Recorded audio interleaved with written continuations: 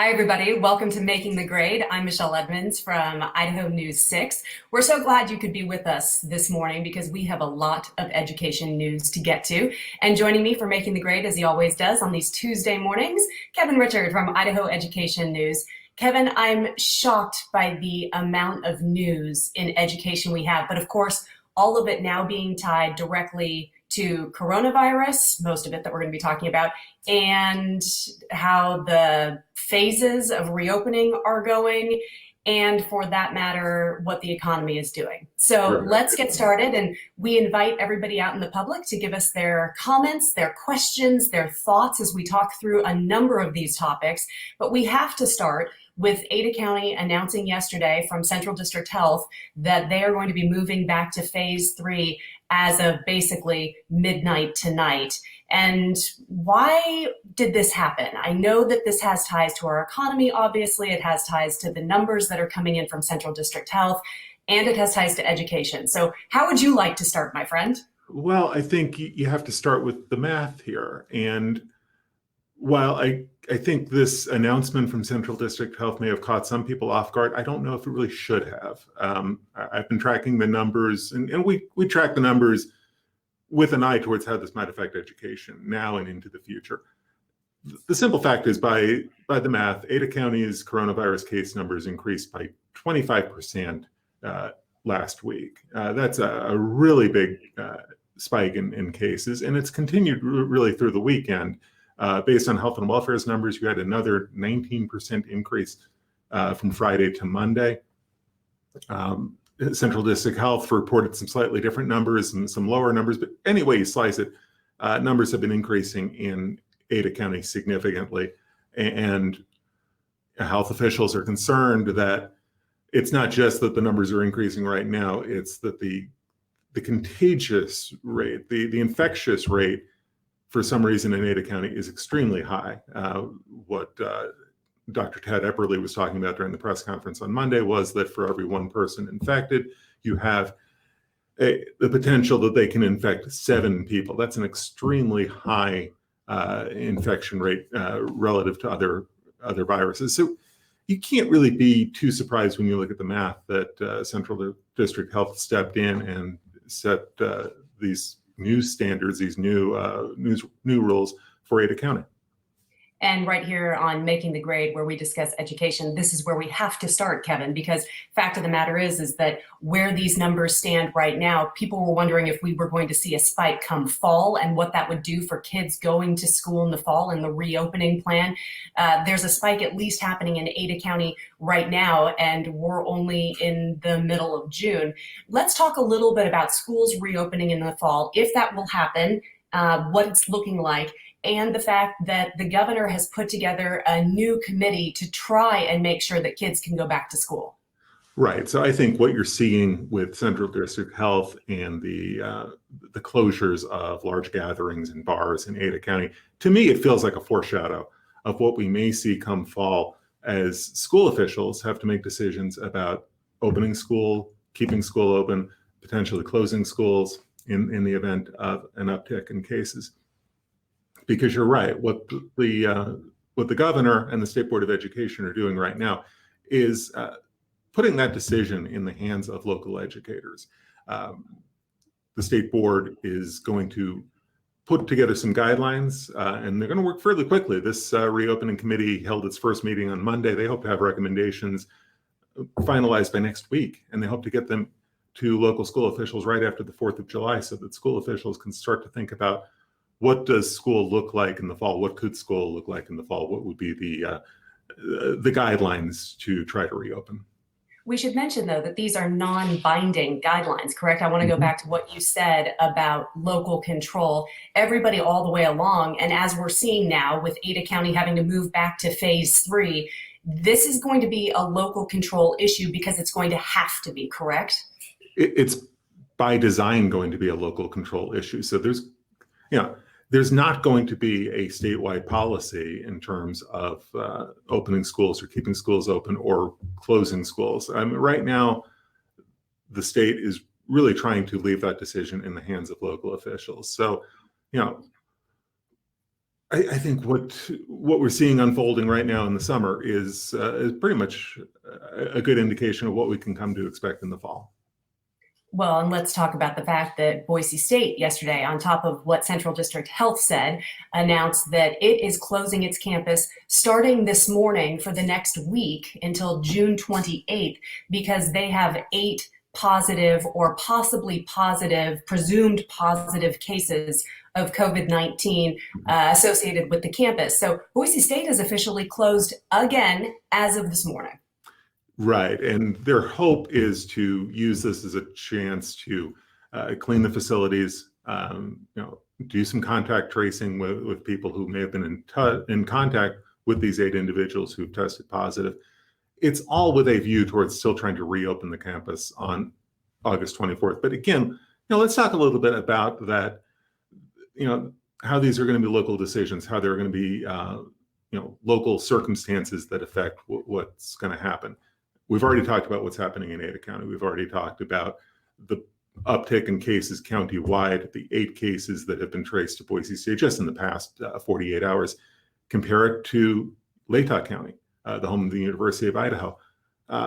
They're still in single digits in Latah County in terms of positive coronavirus cases. Now, what happens between now and August, what happens after August in Latah County, in Ada County, all remains to be seen. But pretty clearly a very different picture in terms of the coronavirus outbreak in Latah County near U of I, as opposed to Ada County, right near the Boise State campus.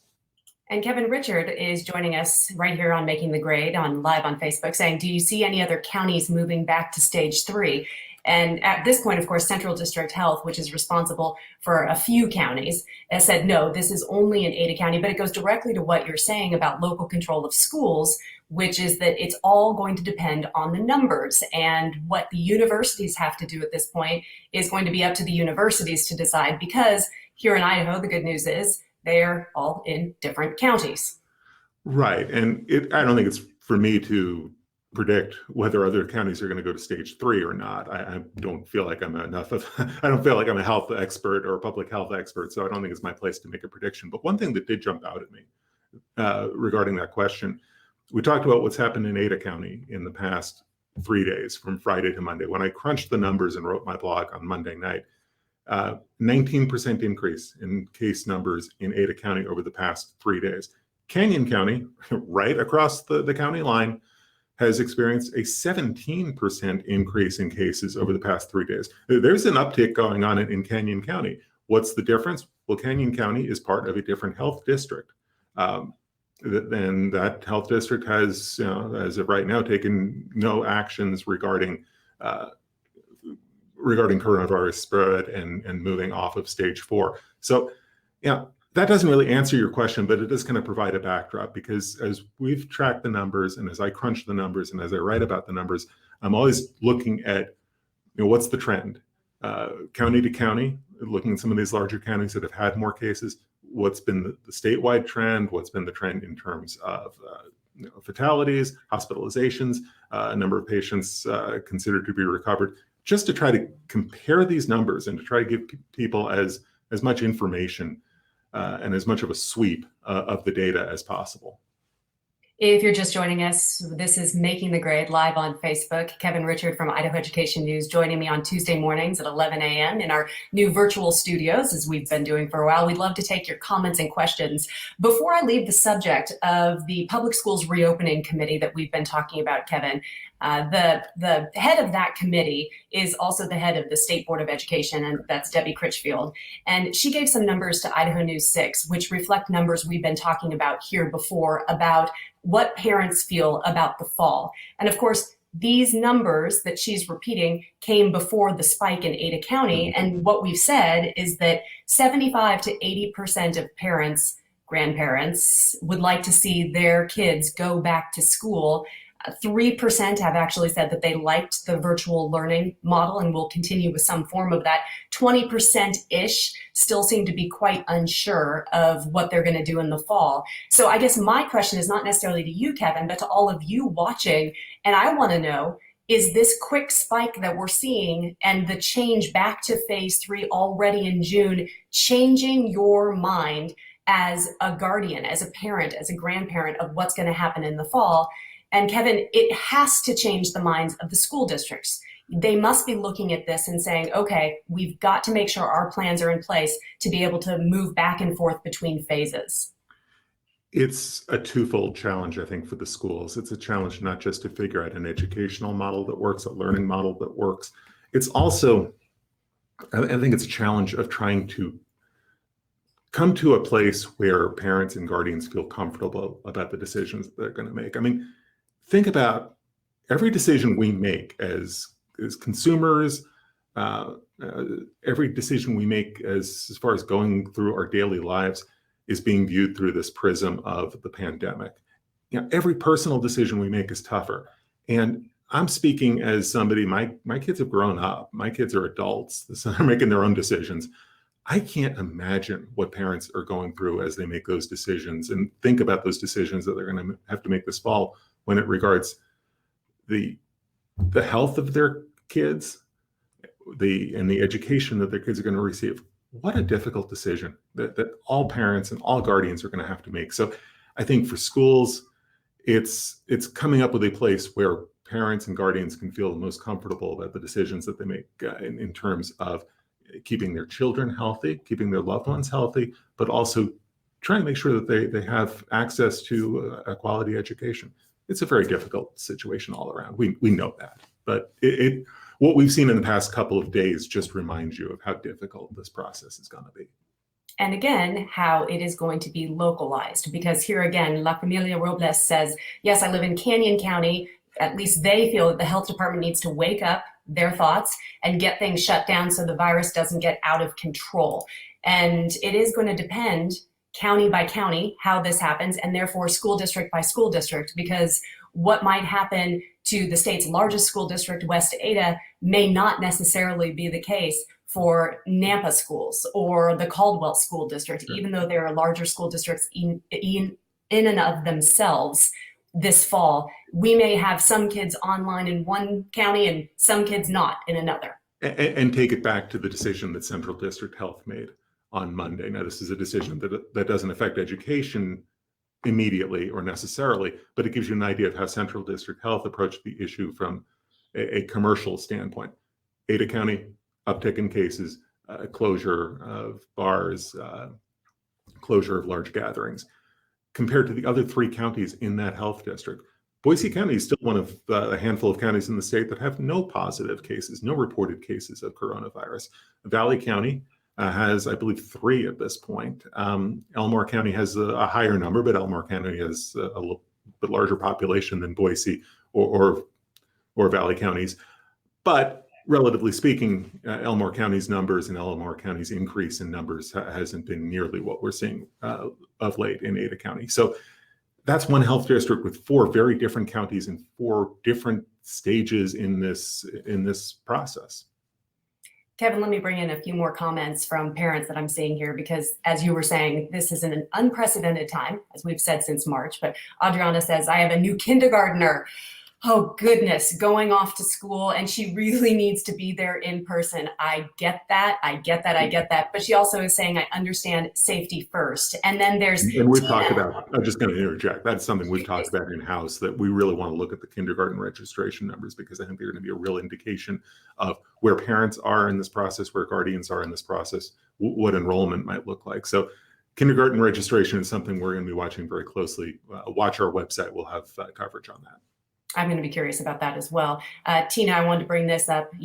She's wondering here, as you read it, that, should, as a parent, do you start your kids off digitally so there's no change, because this is a mental aspect for these children too, for whether or not they can even understand what it's like, depending on their age, to go from one environment back to another environment. Let's face it, it is difficult enough as adults to be doing all of this in a new way and to try and guide that. So just a few thoughts on what parents are thinking as they're joining us here on Making the Grade. And it's understandable. I get it as a parent, and I can just interject really fast. When we moved back to phase 3 yesterday, my son is in high school and he plays basketball, and all of a sudden we had to move back a phase in basketball because he no longer can have any kind of contact with the basketball team. So it is affecting children even during the summer too, Kevin. Definitely, for sure. All right, we're going to continue to take your comments, your questions, your thoughts about all of this, because fact of the matter is that probably the hottest topic of the summer that we're going to be covering here on Making the Grade is whether or not schools will reopen in the fall, how they will reopen, what the plan is for everybody. And yes, that includes daycares as well. But I want to get to actually a couple other big pieces of news, but one specifically from yesterday that we've been following here on Making the Grade. Kevin, the Supreme Court ruled on State Superintendent Sherry Ibarra's lawsuit. Now, to bring people up to speed, this is a lawsuit she filed against the State Board of Education and the legislature to try and keep IT jobs and almost $3 million in her department after the legislature at the very end of the session decided to move those positions, 18 of them, to the State Board of Education's control. The decision came down yesterday and it was a unanimous ruling. Yeah, a very clear victory for the legislature, a very clear setback for State Superintendent Sherry Ibarra. The Supreme Court ruling unanimously that the legislature acted constitutionally, acted within its purview when it decided to move these 18 positions and this $2.7 million out of Ibarra's State Department of Education and under the umbrella of the State Board of Education, a separate entity. Of course, Superintendent Ibarra is a member of the State Board, but it is a separate entity. It's a separate jurisdiction. That's why Ibarra was fighting for this funding and fighting this transfer really from the final days of the legislative session through this legal challenge. Basically, the court came down to saying this is an issue that this may have been a new dimension of the debate, but this is a debate that's been going on for 130 years, and that in essence, the state constitution clearly makes the state board the state's education policy making body. So as a result, the idea of transferring dollars from the State Department of Education to the State Board of Education was constitutional. So does this weaken the position of the state superintendent? It's going to be really interesting to see how this plays itself out because, Superintendent Ibarra has made this into a fairly personal battle. She has suggested that there are legislators who want to get rid of the elected position entirely or want to dismantle her department piece by piece by moving dollars and employees and power away from her department and moving it under the umbrella of the state board. There's nothing in that ruling that would stop the legislature from doing that again. If legislators desire to move positions and move dollars away from the State Department of Education, they're certainly emboldened by this decision from the Supreme Court. I mean, it's a green light from the state board, from the state Supreme Court, I should say, a green light to do this again in the future if legislators decide that that's what they think is sound policy. So I think it puts Ibarra in a weak positions and power. But what I think is maybe even more important and maybe more significant and more worth watching in 2021 is what's the working relationship like between Ibarra and the legislature? Because Ibarra really went all in on this lawsuit, not just trying to keep positions and not just trying to keep $2.7 million under her watch, but she really turned this into a personal battle between herself and fellow Republicans in the legislature. So I will be curious to see what that working relationship is like. I'll be curious to see if there is any sign of any kind of residual tension between the bodies. So, I don't think we've heard the last on this legal issue. The Supreme Court was loud and clear on the constitutional question. The political questions will be a lot more interesting to try to decode as we move forward. As they always are, right? As always, yes. We should mention, though, Kevin, as Idaho Education News did so well, that you did point out the fact that Superintendent Ibarra did vote again with the entire state board to push through a budget. And this was before the ruling came out. This was last week. Right. She decided to vote for the budget that removed the positions and the money from her office that she was in a lawsuit over. I found that curious when you all wrote about that. And I still do find it curious. So it was a procedural vote at a state board meeting earlier this month. The state board voted unanimously to endorse several budgets, including the state board's own operating budget, but also the college and university budget, career technical education, Idaho Public Television, a whole menu of agency budgets that are under the state board's jurisdiction. But yes, she voted in favor of the state board budget, which included this $2.7 million shift that was the crux of the lawsuit. So I'm not really sure why she did that. And we've never really gotten an explanation from Ibarra's office as to what happened here.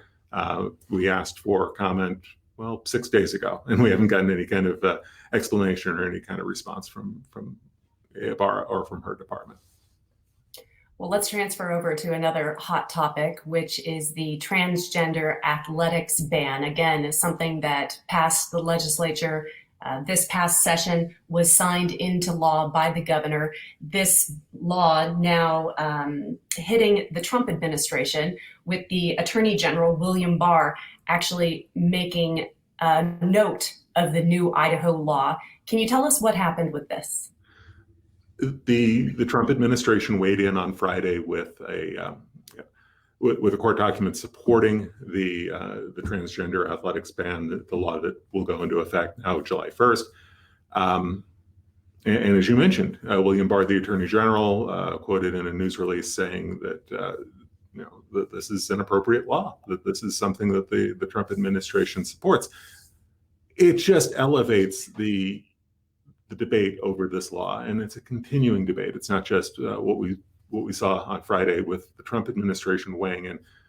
We saw a development on Monday, a question of whether the state of California is going to allow publicly funded travel to the state of Idaho. And Alana Rubel, the House Minority Leader and opponent of this law, she has a guest opinion that we've posted at idahoednews.org, talking about that and talking about the implications of these laws that were passed earlier this session. Because House Bill 500, the transgender athletics ban, is one of a couple of bills that are going into law that address transgender rights. Probably, really, when you get down to it, probably the most controversial aspect of the 2020 session. Probably some of the most controversial action that the legislature took, and that controversy clearly continuing months after the votes, months after these laws were signed. Well, we should mention that there is a lawsuit. That lawsuit came just days after it was signed into law. And exactly. That's why the Trump administration weighed in, supporting Idaho's position in that lawsuit. So yes, we'll have to watch and see what happens with that lawsuit. That's going to be an ongoing legal dispute. Well, and this is a first in the nation, correct? So, I mean, there is the potential that this could make its way to the Supreme Court, correct? Theoretically, I mean, it could be a test case on this larger issue. So, we'll see how far it goes. If you'd like to read more, of course, about all of these stories, you can go to idahoednews.org. We've also posted many stories. In fact, if you'd like to read more about what California has said about restricting its state funds travel funds from coming to Idaho, and that's not just Idaho, the state of California Idaho would join 10 other restricted states because of transgender rights issues. So all of those stories you can read in full detail at idahonews6.com or at idahoednews.org. Get all my web addresses right for all of you. Those are some of the hot button issues still going on in education, but let's face it, Kevin, for parents, for those of us boots on the ground, those of us following education teachers themselves. Everybody wants to know what's happening in the fall, and I wanted to bring in a couple of other people who've been talking with us here. Mary is saying that she's actually a school bus driver for Ada West, and I don't know if that means West Ada or Ada West County, she said, but they're telling us we will be returning to work on August 25th. With the new cases of COVID-19 rising in Ada County, I'm sure she's wondering if that's still going to happen. And school districts are going to have to prepare for numerous plans. In fact, in West Ada, we talked even last week how they have this color-coded system where it's almost like a stoplight where there's green and then there's yellow and then there's red. And I know that you probably don't have the answer to this, but a lot of people wondering, okay, well, when do you move from green to yellow? And exactly, is there a phase for that? Because we have this whole new language around COVID-19 when it comes to education. And it's not just education. Yesterday, Central District Health talking about moving Ada County from phase 4 back to phase 3. Officials were very cautious about not trying to put out a date about, well, when could Ada County move back to phase 4? They talked instead about what they want to see. They want to see a drop in new cases, and they want to see it a significant drop and a sustained drop, not just a one-off one day, hey, numbers are down, we're good to go. They want to see a trend that indicates that this outbreak is slowing down. So, again, I think what Central District Health did on Monday, I think, is illustrative of a lot of what we're going to see as this unfolds and as we get back to school. So, what you're seeing in June, not really affecting day-to-day school operations. It gives you a good indication of what we might see unfold when school reopens, as this pandemic continues. If there's a second wave, if there's a wave that's worsened by outbreaks of flu going on at the same time, how do all of these things play out, and what health districts come up with, what sort of policies and what sort of directives come from the health districts, and then how do schools react to that? Because a really important thing to remember in all of this is that the school reopening plans, health districts do not have to sign off on those under the new plan that's coming out from the state. In the spring, the health districts were basically given veto power. They were given the opportunity to say, well, we don't think that this is a good idea to reopen. Right now, as it stands, school districts, charter schools will make that decision on their own. Health districts do not have to sign off on a reopening plan. So, we talk about local control. The control will really fall to school administrators, school trustees, elected officials who have to make those decisions. And here's that point in spades with Rachel saying ours, meaning our kids, going to Victory Charter in Canyon County, and they plan on going back as normal as possible. We've had these questions before too, Kevin, where will charter schools have a better shot at reopening? And it is local control and all about the numbers and where the numbers stand in terms of the coronavirus outbreak. Right, and it may be less about charter schools versus public schools, traditional schools, as opposed to the size of the schools. Smaller schools, with smaller class sizes, in smaller communities might have a little bit better opportunity to open and maintain social distancing and maintain, smaller group sizes. So that may be a big, and here we have a question about class size. And in a portable, and that's how do you socially distance kids in a portable? Kevin, I hear you. Teacher, their daughter teaching 28 students in a small portable, classrooms that are already overcrowded. How do CDC guidelines, how are those going to be followed? I'm going to hazard to guess that it is impossible to space 28 kids in a portable and meet any kind of 6-foot guidelines in terms of social distancing. I can't imagine how you would do that. Jan bringing this to us. I'm a teacher and I trust my district will make the right decision for me and my students. I would be curious to know if educators feel this way. And again, it's going to be district by district. At least we've reported in both Boise and West Ada, they have done significant surveys of their own employees because they are putting, as I am sure most districts are, the importance of health of their own employees in the same vein as the health of their students. Nobody wants to have coronavirus or a spread. We get that. But I would be curious to know how people are feeling about going back to work and whether or not people agree with Jan, whether or not they trust the district leaders to make the right decisions for the adults as well. It's going to be very important for us to watch what happens with student enrollment, but also with staff turnover. Again, our staffers, our teachers, our bus drivers, our cafeteria staff, comfortable and confident in returning to the workplace. In addition to our parents and guardians comfortable about sending their kids back. It is the debate that will rage all summer, and we can all only hope that if we do our part, maybe, hopefully, we will have children back in schools this fall, at least in some form or fashion, because it's what the governor has wanted from the top down. And as a parent, I can clearly tell you it is what I would prefer.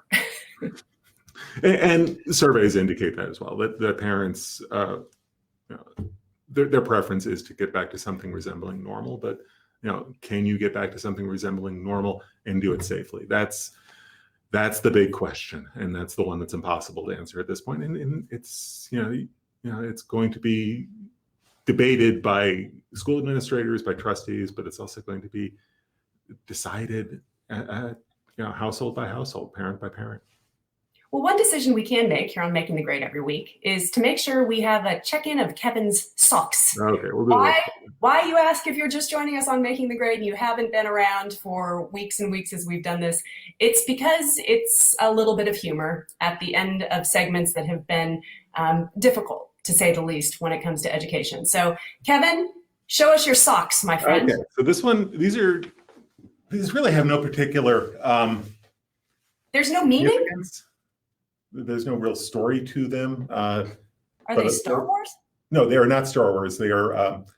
This is a work of art going back to the late 1800s. Georges Seurat. It's called. It's a circus motif. So you've got some audience there towards the bottom, but you have the actual circus performers. That's what you're looking at. So it's a large public gathering, and we would hope that, we hope we get back to large public gatherings. And since I've shown off my socks, I'm going to also take the liberty of showing this off. Lovely.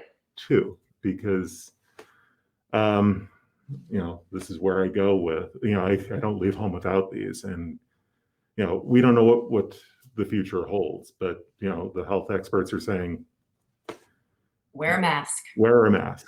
Err on the side of being careful, not just for yourself, but for those around you. So, socks are fun, socks are nice, but masks feel like,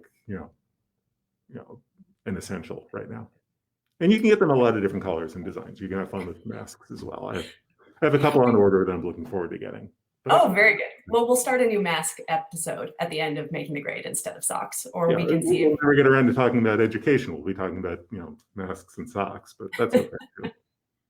Well, my friend, it is good to see you, even if we are totally social distance from many miles away from each other. I pray that you keep yourself safe, and thank you for being here for Making the Grade. Once again, everybody, if you'd like to read about all of these stories in depth, certainly follow Kevin on social media, but also idahoednews.org. Take care, my friend. You too. Stay safe.